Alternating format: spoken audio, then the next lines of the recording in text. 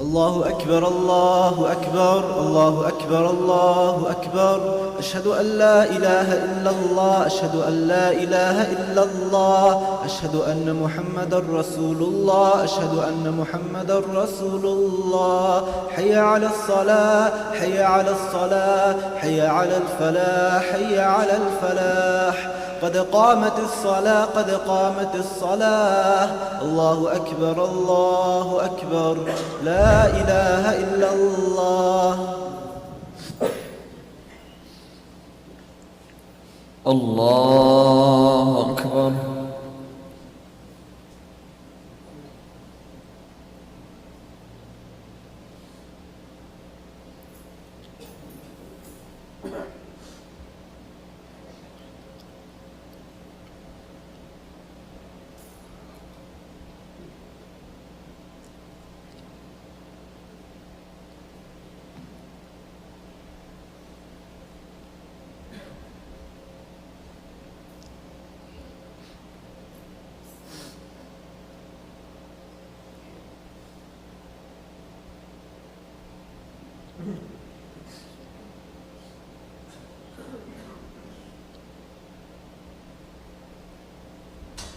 الله أكبر.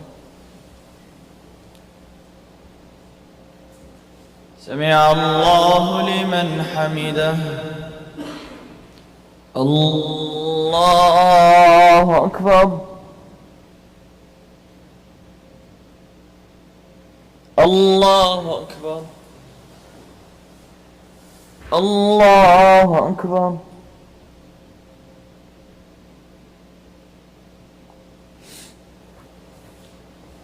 الله أكبر.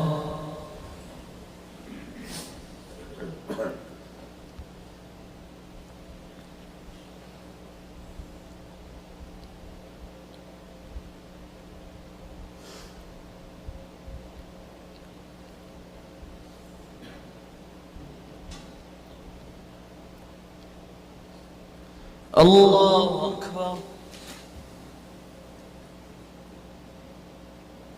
سمع الله لمن حمده. الله أكبر.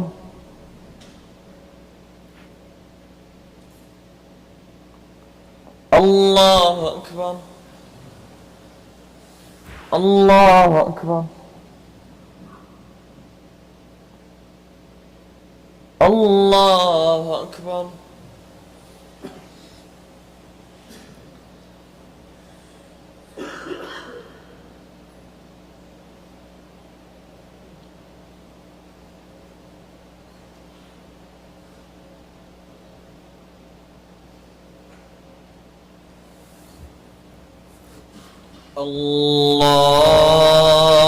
الله أكبر.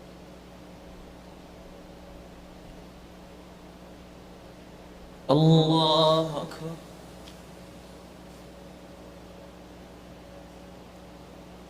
سمع الله لمن حمده.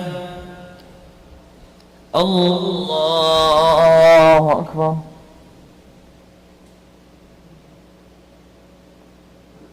الله أكبر. الله أكبر.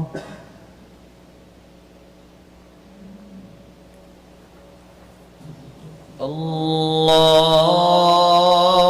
أكبر.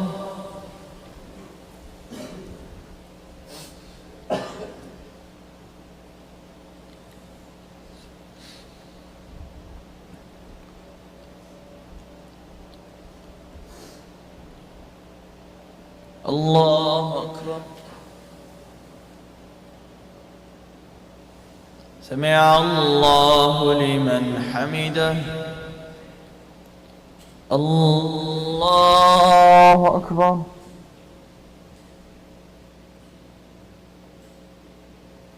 الله أكبر. الله أكبر.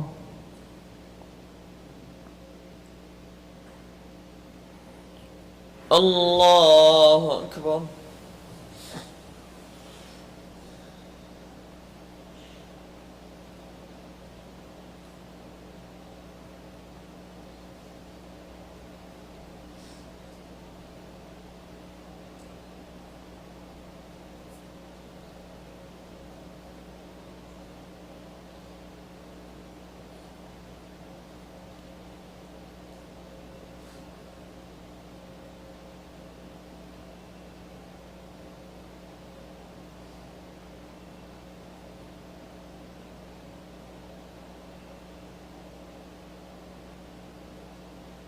السلام عليكم ورحمة الله. السلام عليكم ورحمة الله.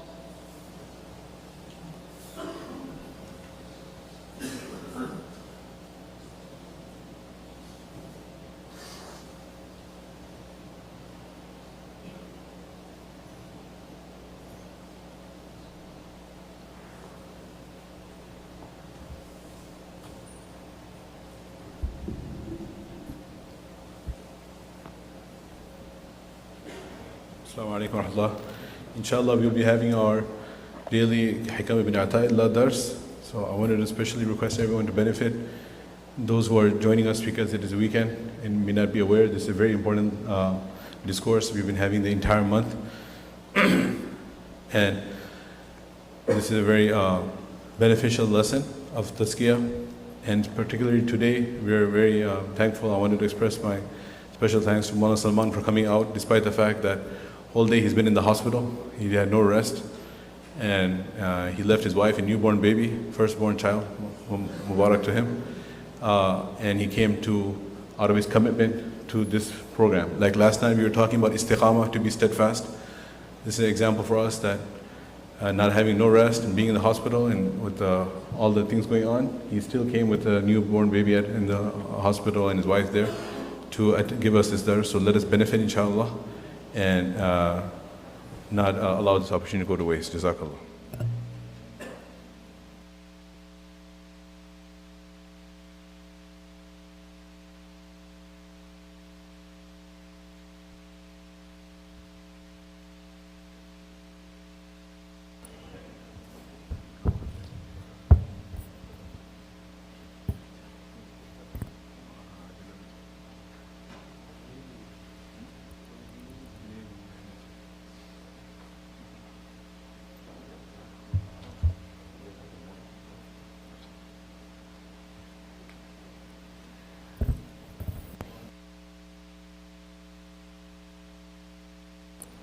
Bismillahirrahmanirrahim. Nahmadu salli ala Rasulil Kareem amma ba'd.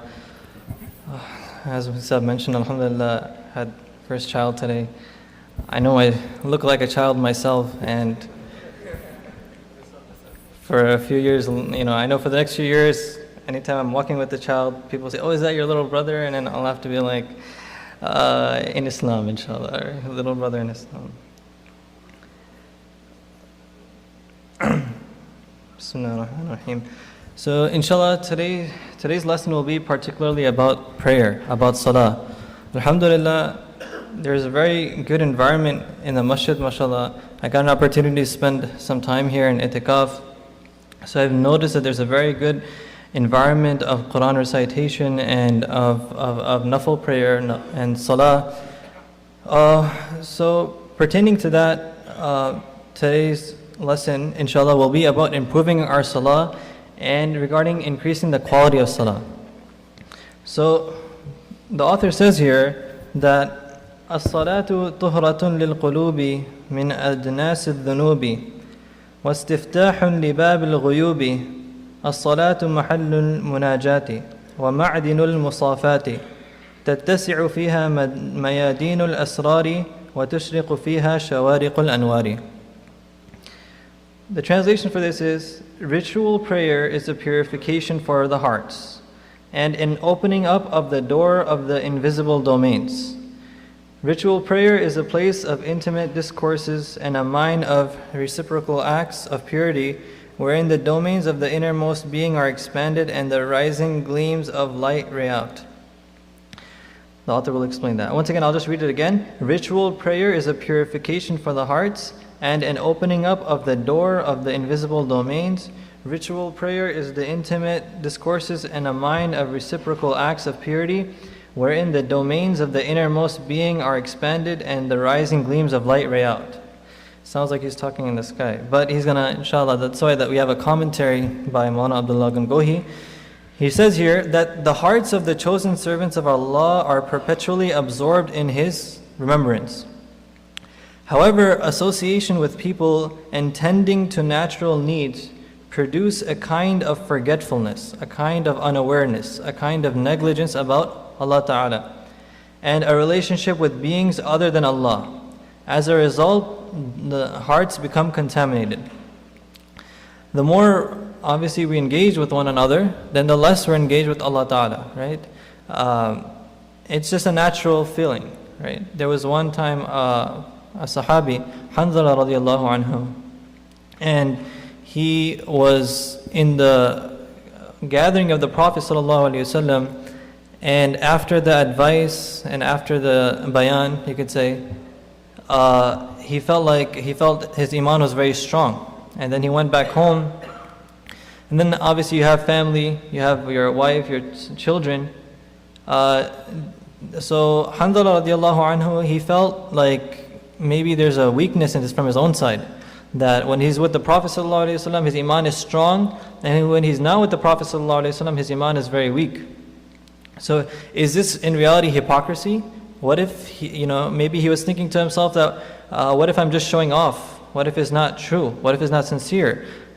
If my iman was very strong when I'm with the Prophet ﷺ, it should remain like that when I'm at home with my family as well.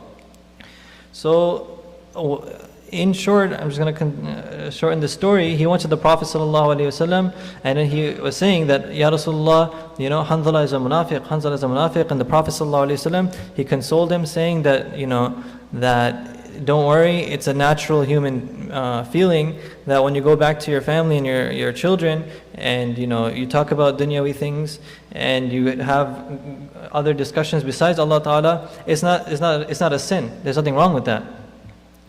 And the Sahaba, it's not like, sometimes we get this image about the Sahaba and the Prophet ﷺ that like they were robots and they were just like 24/7 in worship. And would they ever laugh? And people after the time of the Sahaba would even wonder the same thing. Would the Sahaba laugh and things like that? But the Sahaba were normal people just like us. So the point I was trying to make is that the Sahaba radiallahu anhu, when they would describe Rasulullah sallallahu alaihi wasallam, they would say that when we would talk about worldly things and he was with us, he would also talk about the worldly things to make us feel comfortable. He wouldn't just stay quiet and, we're just speaking with each other and we're laughing and then he's just, quiet and just looking at us or something like that. He would also involve himself in the discussion.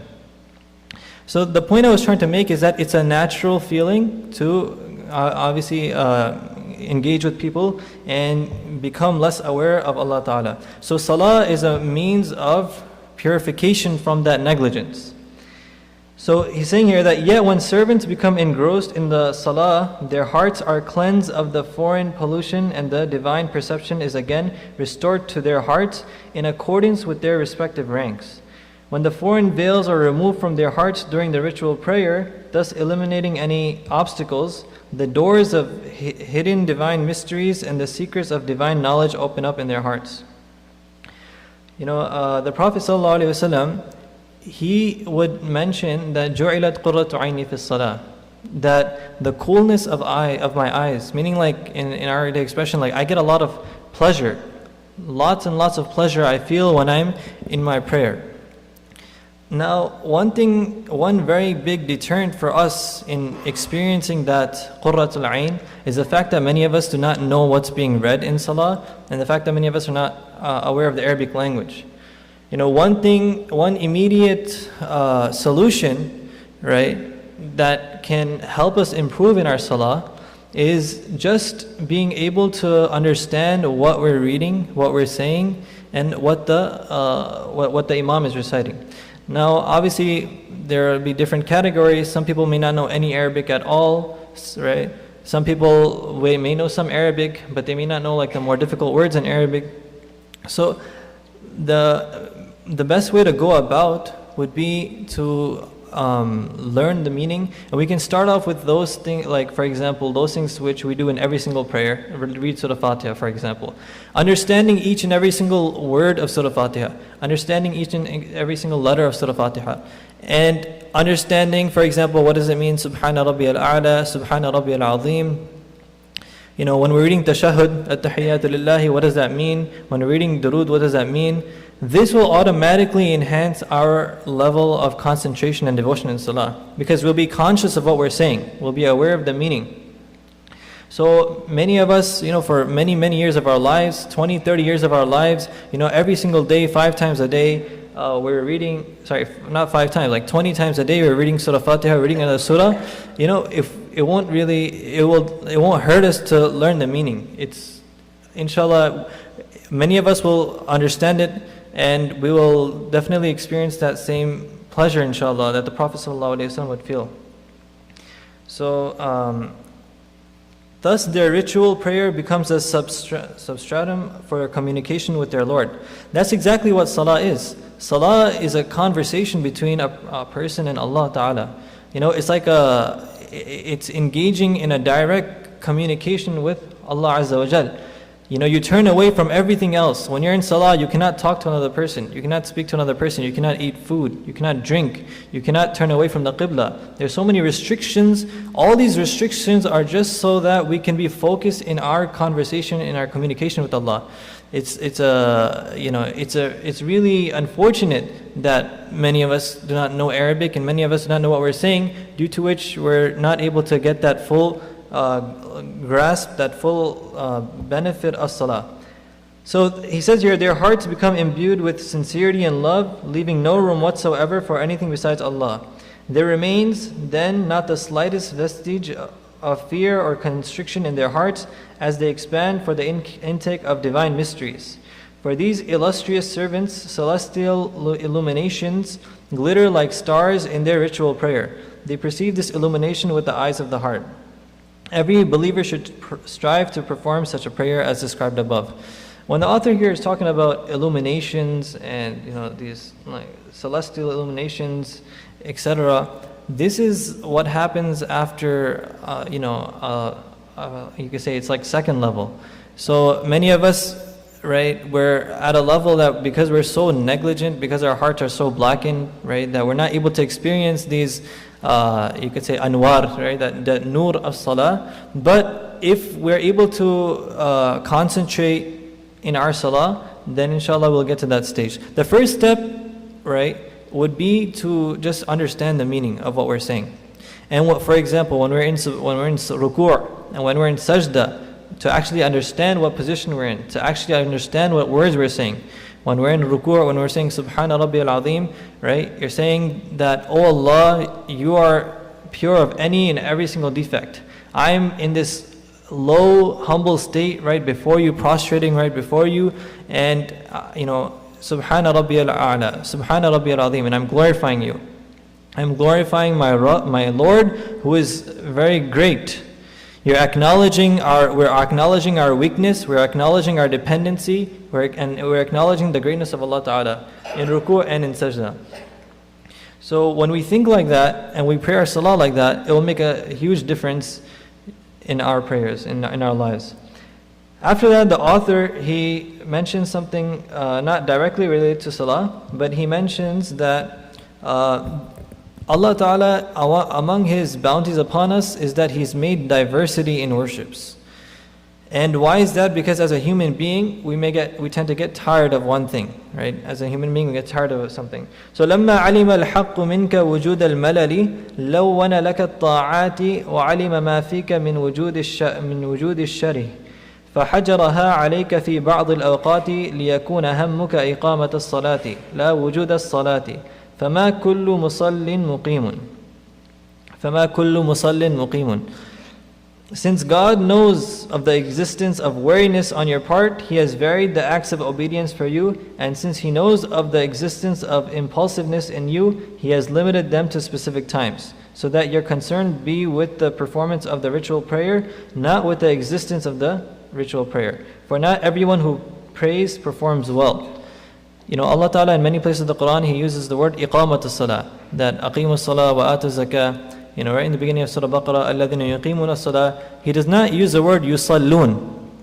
Here's a very beautiful thing, something to note when in the Quran, that anytime you have the word salah, right, Allah always uses the word iqama. Aqama yuqimu means to do properly, to do correctly, to do fully. Iqamatus salah, right? Allah, wherever you look in the Quran, you'll find that. Except there's one place, and I'll tell you the background of that place. So it's mentioned in the Quran that when Muslims are engaged in like a battle, right, with enemies, and at that time they intend to pray salah. Then what they should do is that there should be a group of people that are praying, and there should be a group of people that are on the lookout, on the watch out. So obviously, when there's a battle going on, and you could be attacked at any moment, and there could be enemies anywhere, and there could be a fire from anywhere. So at that moment, a person will not be able to focus in prayer. They will not be able to do iqamatus salah. So only in that place in the Quran, Allah Azza wa Jalla uses the word فَلْيُصَلُّوا. The word yusalla, yusalli, to pray salah. It's a long verse. وَإِذَا كُنْتَ فِيهِمْ فَأَقَمْتَ لَهُمُ الصَّلَاةَ فَلْتَقُمْ طَائِفَةٌ مِّنْهُمْ مَعَكَ وَلْيَأْخُذُوا حِذْرَهُمْ وَأَسْلِحَتَهُمْ فَلْيُصَلُّوا مَعَكَ وَلْيَأْخُذُوا حِذْرَهُمْ وَأَسْلِحَتَهُم. That what they should do, that the Prophet ﷺ, when you are with them in this situation, then what you do is وَإِذَا كُنْتَ فِيهِمْ فَأَقَمْتَ لَهُمُ الصَّلَاةَ. Allah attributed the words iqamatus salat towards the Prophet ﷺ, because him in his prophethood, he'll be perfect in his worship even in that condition. But when it comes to watching out for the enemies, and at that time a group of people should come and they should فَلْيُصَلُّوا مَعَكَ. Allah did not use فَلْيُقِيمُوا مَعَكَ الصَّلَاةَ.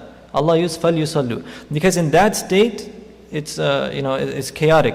But outside of that state, Allah Ta'ala commanded iqamatus salah. And iqamatus salah means to pray your salah with concentration and devotion, with a lot of humility. So over here the author is explaining, sorry, that was a bit of digression, but now he's just going back to that point, that man is by nature of a weak constitution, and thus tires of doing the same act for a length of time. Prolonged performance makes the act difficult, yet his heart feels no strain in a variety of acts, and he is therefore better equipped to accomplish them all. Nevertheless, it should be understood that it is incumbent upon the servant to perpetually apply himself to the worship of Allah as ordered. In view of this disposition of man, Allah the Most High designed a variety of acts of worship for him. He has not decreed perpetual observation of any act of worship, because the servant would tire of it. For example, had a perpetual state of ritual prayer been decreed, the servant would certainly be exhausted. The heart of the servant now remains in worship on account of the variety, such as the ritual prayer, recitation of the Quran, the pilgrimage to Mecca, the poor due tax, sacrifice, fasting, etc. This is why scholars advise, whenever it's one of those odd nights, like tomorrow night inshallah, and everyone wants to try to engage themselves in ibadah all night, but many people may find that when they're doing something, they're getting tired of it. And it's okay, it's natural. As a human being, we'll get tired of something. So what we can do is, we should try to alternate between different ibadat. Read Quran, and then pray salah, and then take some time out to sit down, just do a dhikr of Allah Ta'ala. Read istighfar, read subhanallah, read alhamdulillah. And then there's also programs that happen, like there's a dua recitation from munajat maqbool, etc. So by doing that, we will keep ourselves engaged in worship throughout the night. His heart does not become bored, because the taste of each worship is different. In this way, the entire time of the dedicated servant is spent in worship without the servant tiring and becoming bored. He does not therefore abandon worship. In contrast to the condition of tiring and becoming bored is the trait of greed and enthusiasm. When this trait exceeds the limit, the act is corrupted. For example, when there is an extreme enthusiasm for the ritual prayer, it will be difficult to discharge it with all its rites. Such extreme enthusiasm will cause one to refrain from ablution so that one remains engrossed in the ritual prayer, or one will recite the Quran hastily without humility and reflection. In view of this disposition in man, Allah the Most High has forbidden him from the ritual prayer and other worship at certain times, so that man does not plunge headlong into any deed in haste and with excessive enthusiasm. He has decreed, at certain times we're given, we're prohibited from praying, like the time right before Maghrib, like the time right after sunrise. So the author, what he's saying over here is that one of the wisdoms underlying that is that we should use that time for another ibadah which has been, you could say, designated for that time. So right before Maghrib, those 10-15 minutes specifically, that time is a time of making dua. So he's saying that one of the wisdoms behind Allah not permitting us to pray at that time is so that we can diversify in our ibadat. He has decreed ritual prayer at appointed times so that the servant resolves to execute it with perfection. Haste and enthusiasm lead to only the external form of ritual prayer. Between the form and the perfect prayer, there is a great difference. Now the author is saying something different, and he's saying completely unrelated to what's before, but still pertaining to salah. علم وجود الضعف منك فقلل أعدادها وعلم احتياجك إلى فضله فكثر أمدادها. So the translation of that is that he knew of the existence of weakness in you, so he made the number of ritual prayers small. And he knew of your need of his bounty, so he multiplied their fruitful results. What is the author trying to say here? So the author is referring to the story of Mi'raj, which we may have heard in the past before, where the Prophet ﷺ, it was when the Prophet ﷺ was in Mecca and there was a lot of hardships going on among the Muslimin, Allah Ta'ala, He had called the Prophet ﷺ to the heavens of the earth. So from Mecca he went to Masjid al-Aqsa, and then from Masjid al-Aqsa the Prophet ﷺ ascended to the seventh sky, where the Prophet ﷺ was gifted with this salah. So when the Prophet ﷺ was gifted with salah, then what happened is that Allah Ta'ala had given him the commandment to pray 50 salahs per day, 50 prayers every single day. So just like we have 5, Fajr, Dhuhr, Asr, Maghrib, Isha, there were going to be 50. And when the Prophet ﷺ was coming down, right, he was visiting different prophets. There were different prophets in the different skies. So he came across Musa alayhi salam.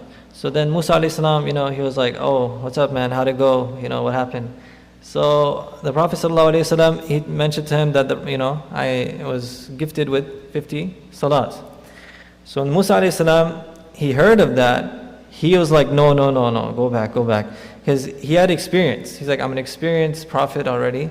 All right, I had a nation as well, and 50 prayers is too much. You're not going to be able to handle that. So go back.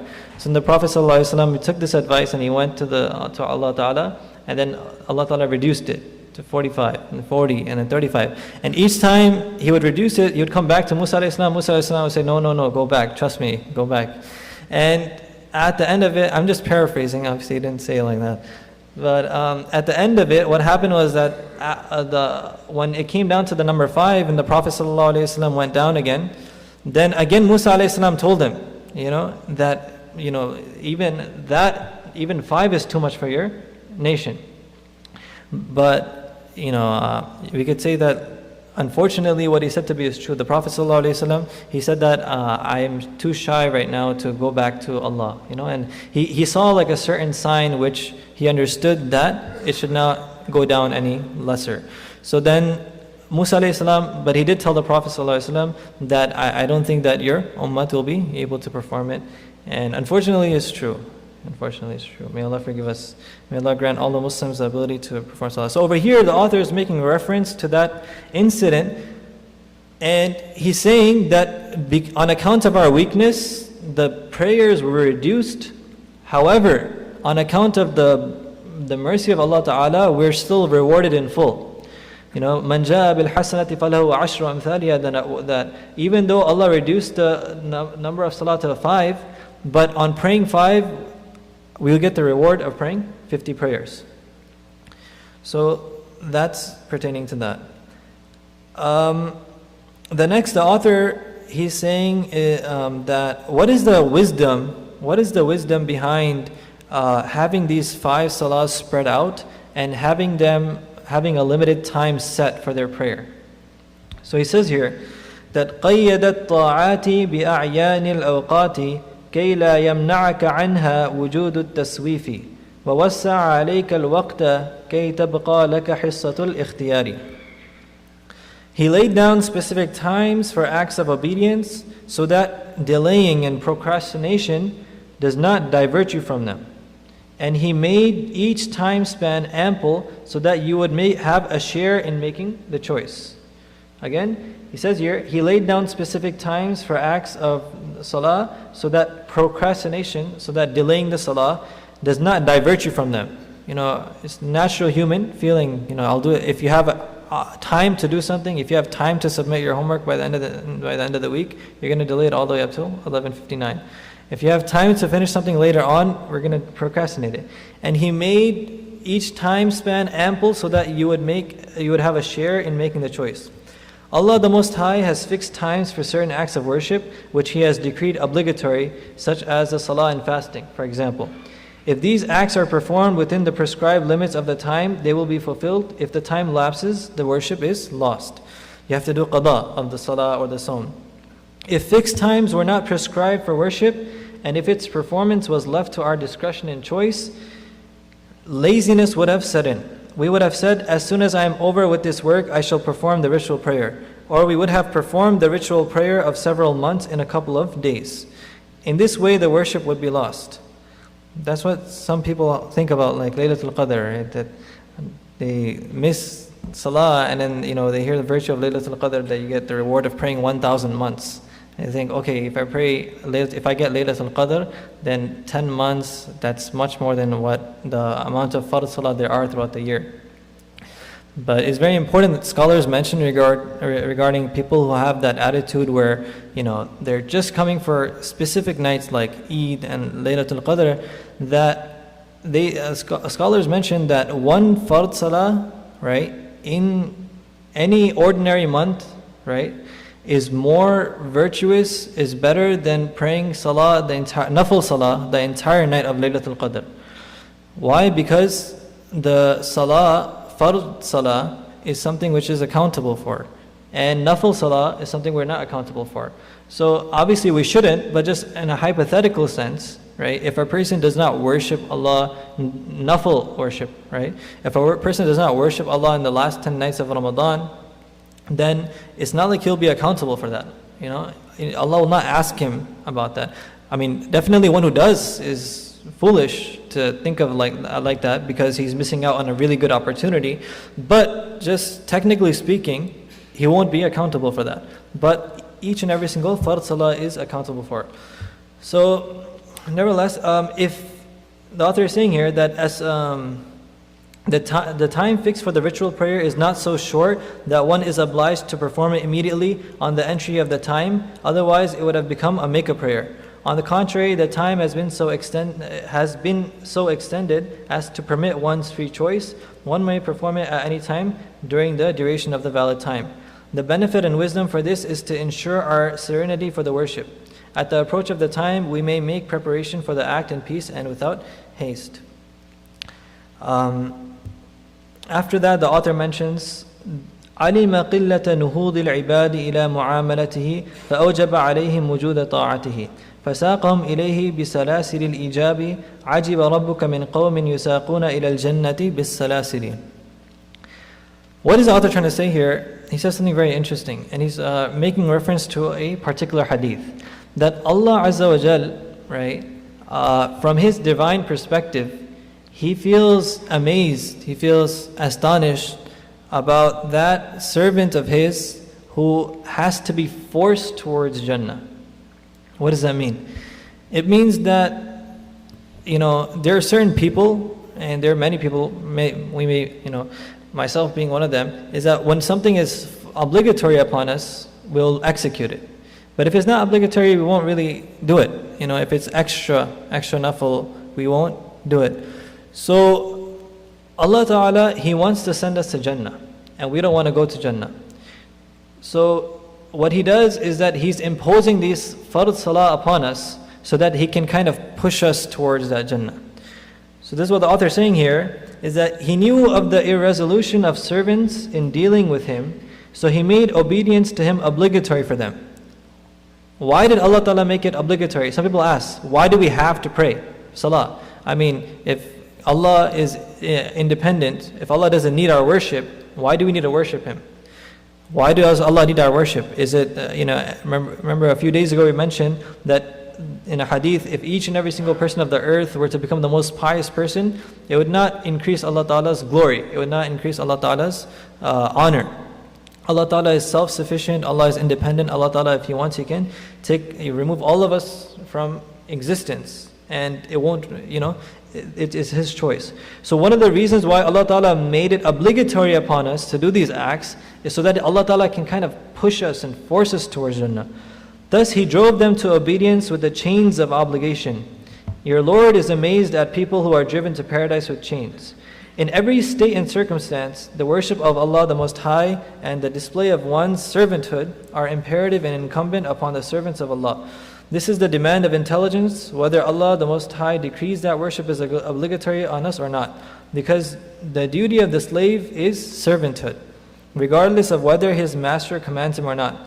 But on account of man's indolence and defects regarding the rendition of worship, and out of His boundless mercy, Allah the Most High decreed the duties of worship obligatory upon His servants. Along with this, He notified them of His promise of paradise for obedience. He further warned the transgressors of the chastisement of hell. The similitude of this imposition of worship as an obligatory duty is like a chain that is tied around the neck of a prisoner. The prisoner is taken by means of the chain in any desired direction. If you have a person in chains, you have a chain around his neck, and he's a prisoner, he has to go wherever he's being taken. So the prisoner is taken by means of the chain in any desired direction, irrespective of his wishes. Similarly, by decreeing obedience obligatory, Allah the Most High draws indolent ones toward worship and obedience. Another example of mercy and love is a guardian who trains and punishes his ward who perpetrates wrong. He does not permit unbridled freedom to the child so that he can do so as he please. The child is thus compelled to do duties like he dislikes and to abandon detestable character. It's like, for example, when a child is sick and he doesn't want to take his medicine. So you have to force him to do that for his own good. So it's kind of like that. Inshallah, this is the last statement here. That أوجب عليك وجود خدمته وما أوجب عليك إلا دخول جنته. He's saying here that although Allah Ta'ala has made it obligatory upon us to worship Him, He has in fact only made it obligatory upon us to enter Jannah. Allah Ta'ala, even though outwardly He has made it obligatory upon us to do His worship, right? In essence, He has actually made it obligatory upon us to enter Jannah. Allah the Most High made obedience and service to Him compulsory. This conveys the impression to the ignorant person that Allah the Most High derives benefit from the servant's obedience and service. However, such an understanding is false. He is independent and is in no need of anything. The benefit of worship is ours alone. The imposition of worship on us is in actual fact ensuring our entry into paradise. Glory is to Allah, how boundless is His mercy. So that's the end of this chapter. So, inshallah, we'll make quick dua, inshallah. Alhamdulillah Rabbil Alameen, wassalatu wassalamu ala Sayyidil Anbiya wal Mursaleen. ربنا ظلمنا أنفسنا وإن لم تغفر لنا وترحمنا لنكونن من الخاسرين. اللهم اغفر لنا ذنوبنا وإسرافنا في أمرنا وثبت أقدامنا وانصرنا على القوم الكافرين. Ya Allah, Ya Rahman, Ya Rahim. Oh Allah, please forgive us. Oh Allah, please have mercy upon us. Oh Allah, these last few nights of Ramadan, these final few days of Ramadan, oh Allah, please grant us the ability to use our time well in it. Oh Allah, we don't know if we're going to live the following year and be able to attain the next Ramadan. Oh Allah, please grant us the virtue of Laylatul Qadr in this month, oh Allah. Oh Allah, whatever prayers that we're doing, our taraweeh, our fasting, our Quran recitation, our dhikr, oh Allah, please accept that from us, oh Allah. Oh Allah, many of us are such that we don't understand the meaning of the Quran. We're standing behind the Imam, we're tiring ourselves, we're putting strain on our knees. Oh Allah, many of us do not understand what's being said, but out of your only because it's your speech, it's your word, and it's you, oh Allah. Because of that, we're standing for hours and hours, O Allah. Please accept our prayers, O Allah. O Allah, grant us the ability to perform our prayers in a way which is pleasing to you, O Allah. O Allah, please grant us the ability to understand what we're doing, to understand who we're standing before, to understand what's being said in prayer.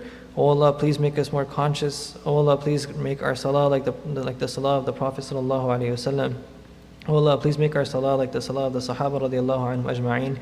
O Allah, please remove the negligence and the heedlessness that we have in our prayers. O Allah, please forgive our parents, please forgive our children, please forgive our siblings. O Allah, please guide us all and keep us steadfast on Iman.